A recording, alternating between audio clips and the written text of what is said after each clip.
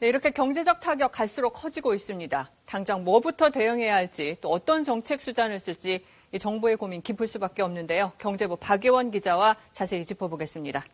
박 기자, 지난주 그 1차 비상경제회의에서는 소상공인 또 자영업자 대책 나왔어요. 근데 앞서 보도했지만 기업들 상황도 심각하잖아요. 네, 자영업자나 소상공인 그리고 중소기업은 주로 은행에서 돈을 빌리니까 저금리 대출을 위주로 한 대책이 나왔는데요. 네. 중견기업이나 대기업은 돈 되는 방식이 다릅니다. 네. 회사의 신용이 상대적으로 좋으니까 채권, 회사채를 발행해서 돈을 끌어 쓰는데 네. 이걸 발행하면 누가 계속 사줘야 만기 채권을 상환하고 또 추가 자금도 확보가 되는데 지금은 달러 빼고는 다 파는 상황이라서 사줄 사람이 갑자기 없어진 거죠. 네. 그럼 신용등급이 낮은 회사부터 위험해지고 탄탄한 회사까지 도미노처럼 위기가 옮겨갈 수 있거든요.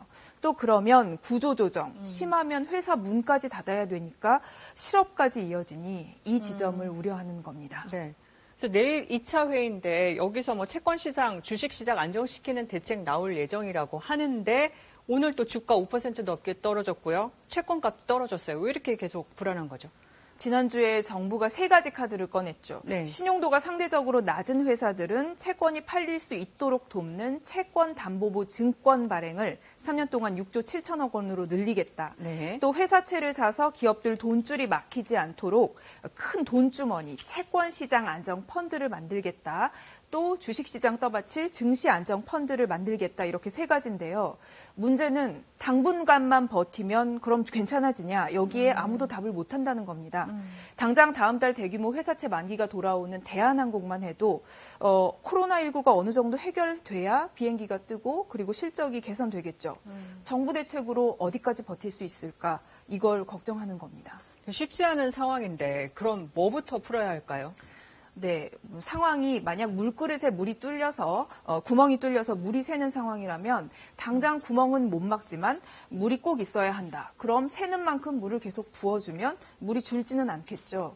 그래서 금융시장에서는 정부가 조성한 펀드가 시장의 규모를 충족시키는 수준이어야 된다. 이런 목소리가 큽니다. 네. 특히 기업 자금에는 채권시장 안정펀드가 중요한데요. 2008년 글로벌 금융위기 때 채권시장 안정펀드가 10조 원 규모였거든요. 시장에서는 그 이상을 기대하는 것으로 보입니다. 2차 추경 얘기도 같은 맥락에서 나오는 것 같아요. 근데 오늘 여당에서는 100조 원까지 필요하다는 얘기가 나왔어요. 네, 2009년, 그러니까 2008년 글로벌 금융위기 대응에 따른 추경 규모가 28조 4천억 원, 본 예산의 10% 정도였거든요. 네. 그런데 올해 1차 추경은 11조 7천억 원으로 본 예산의 2%에 불과합니다. 물론 당시에는 GDP 대비 국가 채무가 30% 정도도 안 됐고 지금은 40%가 이미 넘었다는 점은 당연히 고려해야 하지만 지금 당장 꺼야 할 불이 너무 크다는 점에는 이견이 없어 보입니다. 근데 우리만 불 잘 끈다고 될 상황은 아닌 것 같아요. 그렇죠? 네, 전 세계 주요국이 같은 방향을 보고 정책을 펼쳐야 흐름을 바꿀 수 있겠죠. 그래서 주요 20개 국가, G20 재무장관과 중앙은행 총재들이 지금 긴급 화상회의를 하고 있는데요. 어떤 대책이 나올 수 있을지 지켜봐야겠습니다. 네, 박예원 기자 잘 들었습니다.